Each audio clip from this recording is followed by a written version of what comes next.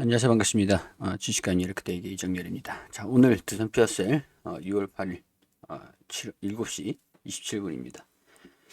어제 제가 블록딜 관련돼 가지고 말씀을 드렸었는데 이게 날짜가 작년 1월 달 이렇게 되어 있더라고요.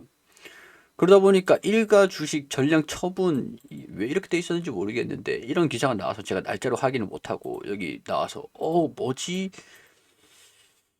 갑자기 또 주식을 매각을 했다라고 하니까 날짜를 확인을 못하고 브리핑을 드렸습니다. 일단 뭐 좀 혼란스럽게 혼란을 드려서 죄송하다는 말씀을 일단 드리도록 하고요.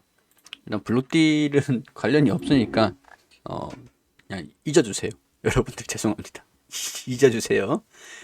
자, 이게 실적 발표가 오늘 나왔습니다. 2022년도 올해 전망치하고 좀 이제 또 단점과 장점, 그러니까 호재와 악재 이런 것들이 좀 있는데 긍정적으로 평가할 수 있는 요인들, 그리고 또 부정적으로 평가할 수 있는 요인들 두 가지가 좀 있어요. 그래서 이거를 저는 좀 좋은 모습만 좀 보고 싶어가지고 그렇고 있는데 여러분들이 좀 냉정하게 판단하시면 좋을 것 같습니다. 일단 좀 말씀을 드릴게요. 일단 우리 지난 1분기, 2분기, 3분기, 3분기, 4분기, 1분기, 2분기, 3분기, 4분기, 4분기의 실적을 발표를 했기 때문에 보면 영업적인 부분에서 영업 허가될 문제가 아직까지 계속 따라다니고 있다라는 거죠. 근데 이제 그건 끝났어요. 끝났다라는 게 긍정적인 부분들입니다. 이제 실적에 영향을 좀 미치지 못할 거다. 라고 하는 것들. 그러니까 영업 인허가 문제에 있어서 또 실적이 저렇게까지 나오는 것들은 이제는 없을 거예요. 그게 일단 중요한 부분들이다. 라고 하는 것들이고 4분기 영업이익이 작년보다 안 좋았다. 라고 하는 것들은 일단은 뭐 악재라고 할 수 있죠. 근데 인허가 문제 때문에 그런 거니까 이제 그런 일은 없을 거다. 라고 하는 게 장점입니다. 일단 볼죠. 자, 일단 계열사의 연료전지 시스템 개발 자산 55억 원을 매각을 했다. 두산 H2 이노베이션의 고체 사업을 연료전지 시스템 개발 연구과제 투입 자산 관련 계약상 지위 55억에 매각을 한다. 근데 사실 이거 두산 피어셀은 이걸 또 설명드려야 되네. 자, 잘 보세요. 또 지분에 대한 부분들 봐야겠죠. 두산 H2 이노베이션 그리고 두산 퓨어셀 아메리카 그리고 뭐 H2 이노베이션 있고 뭐 퓨어셀 이게 퓨어셀 비유가 됐는지 제가 확인을 못 해봤어요. 일단 퓨어셀 비유 얘네들이 개발 생산을 합니다. 개발 생산을 해요.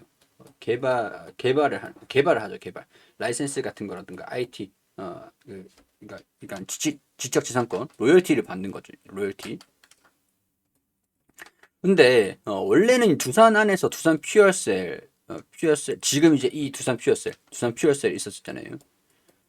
이게 그 세레스 파워에서 두산 퓨어셀 아메리카가 되고 아메리카에서 이 기술 개발 산업부를 하고 두산 퓨어셀이 있었는데 이거를 두산 중공업한테 두산 퓨어셀이 이제 준 겁니다. 준 거예요. 그리고 이제 지분을 좀 더 받았죠. 그래서 이게 좀 나눠져 있어요. 나눠져 있는데 얘는 생산을 하고 판매를 해요. 국내하고 중국도 수주를 받았죠. 그리고 두산필스 아메리카는 아메리카기 때문에 미국 쪽에 있어요. 얘네들이 기술 개발을 하고 로열티를 받는 거거든요. 그럼 두산에 로열티가 들어가는 구조죠. 구조 자체가. 얘는 생산을 하고 판매가 되고, 얘는 중심입니다. 중심.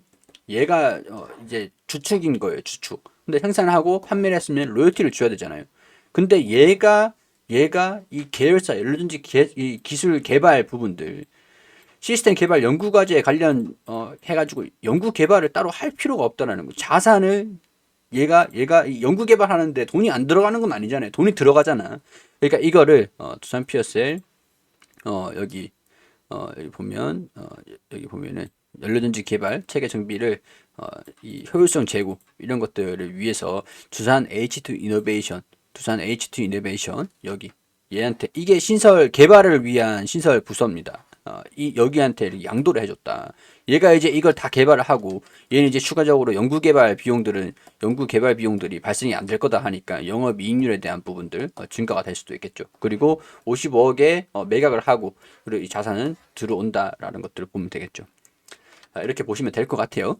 두산에서 이 기사에서 얘기를 하는 것들은 두산 H2 이노베이션 SOFC 연구 개발 연구 과제 두산 H2 이노베이션에 55억 원의 매각을 한다. 회사 측은 이 효율성 제고 굳이 두산 피어셀이 따로 이제 연구를 할 필요가 없으니까 얘네들이 연구를 다 해가지고 로열티만 주면 되니까 그렇게 보는 겁니다. 자, 그리고 2025년 선박용 연료전지 시장에서 한국조선해양이랑 손을 잡았어요. 이제 한국조선해양이 이거는 좀 보조 엔진으로 SOFC 선박용 SOFC 보조 동력 장치로 활용을 한다라고 하는데 이제 수소가 탑재되어 있는 선박 한국조선해양에서 판매가 되는 조선 배 있잖아요. 선박 이런 것들이면 이제 두산 피어셀의 SOFC가 다 탑재가 되는 조선들이다. 선박들이다 라고 보시면 될 것 같습니다. 장기적인 성장성을 확보를 하는 거예요. 근데 선박 쪽에 우리가 집중을 하고 있는 것들이 있습니다. 수소 선박, 암모니아 엔진 그런 것들 집중을 하고 있는데 물론 지금 규모의 경제이긴 해요. 영업 이익률에 대한 부분들을 봤을 때 선박 산업을 영위하는 기업들은 철강 가격들이 엄청나게 오르고 뭐 그래가지고 수주를 제대로 받는다라서 제대로 남지는 않습니다. 남지는 않는데 뭐 두산 피어스는 별개인 거죠. 앞으로 친환경 선박에 대한 규제들이 굉장히 좀 까탈스러워질 거예요. 선박이 또 디젤 엔진을 사용을 하니까 매연 같은 것들도 엄청나게 많이 배출을 하고 더군다나 선박이 뭐 자체되거나 뭐 연료가 누수가 돼봐요. 유출이 돼봐요. 그러면 이 환경 비용들을 다 선박사에서 부담해야 되는데 천문학적인 금액입니다. 그렇기 때문에 이런 부분들을 봤을 때도 뭐 친환경적인 부분들에서 숙제다. 근데 이 장기적인 성장성 확보를 하는 거다라고 보시면 될 것 같아요. 자, 그리고 이제 또 실적을 볼게요. 컨센서스 대비해가지고 또 좀 낮게 나왔지만 영업이익이 이번 2021년 사업년도가 179억이 나왔습니다. 231억보다 컨센서스 대비해서 낮게 나왔어요. 이게 이 매출에 대한 부분들 수주가 좀 인식이 지연이 됐다. 실적에 반영되는 게 좀 밀렸다라고 보는 게 정확할 것 같아요. 작년에는 그래도 뭐 성장성이 좀 꺾인 상태였고 재작년 같은 경우에는 작년 같은 경우에는 영업 인허가 문제가 있었음에도 불구하고 그래도 이 정도라도 냈다라는 거예요.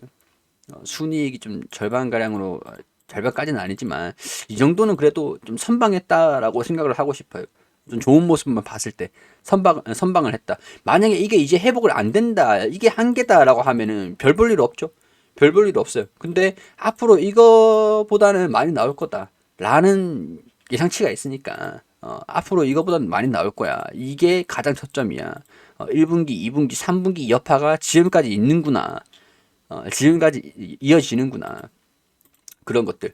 자, 근데 두산 피어셀이 여기에 대해서 좀 인식을 했는지, 인지를 했는지, 약간, 이 전망치를 발표를 했어요. 전망치. 우리 2022년도는 살짝 영업이익이 432억 원 정도는 나올 것 같아. 이번에 179억 원밖에 내진 못했는데 2022년도에는 좀 긍정적일 것 같아. 매출액 7천억 정도 나올 것 같아. 매출액 3천억 정도 이번 2021년도는 나왔는데 2022년도에는 매출액이 7천억 정도 나올 것 같고 영업이익이 179억 원이었는데 432억 원으로 나올 것 같아. 240메가와트 정도는 수주를 받을 수 있을 것 같아. 이렇게 발표를 한 겁니다. 주가가 폭락할 것 같으니까 약간 눈치는 봤겠죠. 이게 정말 중요해요.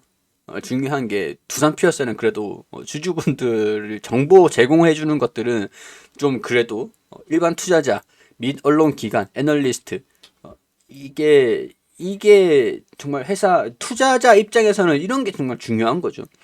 그래서 야, 이 실적 이거밖에 안 나왔어. 정리를 해. 432억 원? 179억 원에서 3,800억을 해서 2배 가까이 수익이 난다고? 영업이익이 회복이 된다고?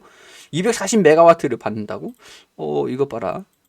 그렇게 되면은 좀 버텨볼까? 라는 부분들이 되겠죠. 실적에 대한 전망치 이렇게 있고 오차율이 좀 있었습니다. 신뢰를 할 수 있느냐? 신뢰를 할 수 있느냐? 거기에 대한 문제는 개별적으로 판단하셔야 될 것 같아요. 근데 여기서 또 하나 얘기가 나왔습니다. 얘기가 나왔어요. 이 당해 사업 연도 30% 정도 빠졌다. 이렇게 38% 정도 당기 순이익이 빠졌어. 증감이 좀 덜 들어서 1, 2, 3분기 영업 인허가 문제들 때문에. 근데 이 키워드가 있어요. 또 수주가 연말에 좀 집중됐기 때문에 매출 인식이 2022년도로 이월이 됐어. 매출 인식이 4분기로 하기에는 수주가 연발에 좀 집중돼 가지고 매출 인식이 조금 하기가 좀 힘들었었어. 수주는 있는데 매출 인식이 좀 안 됐으니까 시차 때문에 영업이익에 우리가 노력을 했는데 실적에 대한 부분들을 개선을 시키지 못했다라고 얘기를 한 것들이 됩니다. 당기순이익은 법인세 이런 것들 일회성들 요인들 때문에 조금 감소가 됐다 이렇게 얘기를 하는 것들이에요. 자, 근데 부채가 2020년도보다 부채는 좀 줄어들었네요. 부채가 줄어들면은 뭐 괜찮습니다. 자본금은 유지가 되고 있는 상태에서 자본 총계도 늘어나는데 부채가 줄어들었다. 이거는 좀 긍정적인 내용들이죠. 돈 빌린 돈이 내 자산이 더 늘어났는데 내 자본이 더 늘어났는데 내 현금이 더 늘어났는데 부채가 오히려 더 줄었어요. 그러면 자산은 줄 수가 있죠. 자산은 줄 수가 있어요. 부채 포함한 게 자산이니까. 근데 이 자본 총계가 늘어났다. 조금 살짝 늘어났는데 부채를 갚았는데도 좀 늘어났다. 라고 하는 것들은 긍정적인 내용들이 될 수가 있겠죠. 자, 막 이런 것들 결산 실적에서 우리가 좀 이제 장점과 호재성 요인들과 약간 악재성 요인들 그런 것들 좀 알 수가 있었다. 약간 외국인들을 금융 투자라든가 외국인들 꼬이는 데는 좀 성공을 한 것 같아요. 성공을 한 것 같은데 이 실적에 대한 부분들이 이어져야 연간 568억 원 추정치보다는 살짝 오차율이 좀 있으니까 더 좋게 나올 수도 있는 거죠. 뭐 어떤 증거사에서는 300메가와트 정도까지는 수주를 받을 수 있을 것이다라고 하는 거고 회사 입장에서도 좀 우리 300메가와트 정도는 받을 수 있을 거야라고 얘기를 하기에는 좀 부담스러운 부분들이 있으니까 전망치 대비해서는 좀 달라질 수 있는데 240메가와트 정도는 보고 있으니까 영업이익에 대한 부분들도 조금 이제 더 증가될 수 있는 요인들은 충분히 있다라는 것들 우리가 이해를 하고 이제 뭐 2022년도부터 올해부터 이제 주가 하락 이제 멈추면서 우행부하고 좀 회복하는 모습들 서서히 좀 시장의 문제도 좀 있을 것 같은데 그런 모습들도 좀 보였으면 좋겠다는 생각이 좀 들어요. 자, 두산 피어셀 가지고 계시는 분들 뭐 근심 걱정 굉장히 좀 많으시겠지만 두산 피어셀이 올해는 또 열심히 수주를 받겠다라고 얘기를 하고 지금 올해 작년도의 실적이 좀 안 좋게 나왔던 것들은 수주에 대한 연말에 수주가 들어와가지고 인식이 조금 지연이 됐던 부분들도 있다라고 하니까 너그럽게 좀 봐달라고 합니다. 회사 입장에서는 그렇게 얘기를 하는 것들이니까 투자자 여러분들도 이거를 어떻게 판단할지는 자유지만 이런 판단의 근거 이런 내용들이 좀 있다라는 것들 참고하시면 좋을 것 같습니다. 정보 추천을 해드리는 건 아니고 투자에 대한 판단은 여러분들이 직접 해주시길 바라면서 도움이 되셨다면 구독과 좋아요 부탁드릴 수 있도록 하겠습니다. 시청해주셔서 감사드립니다.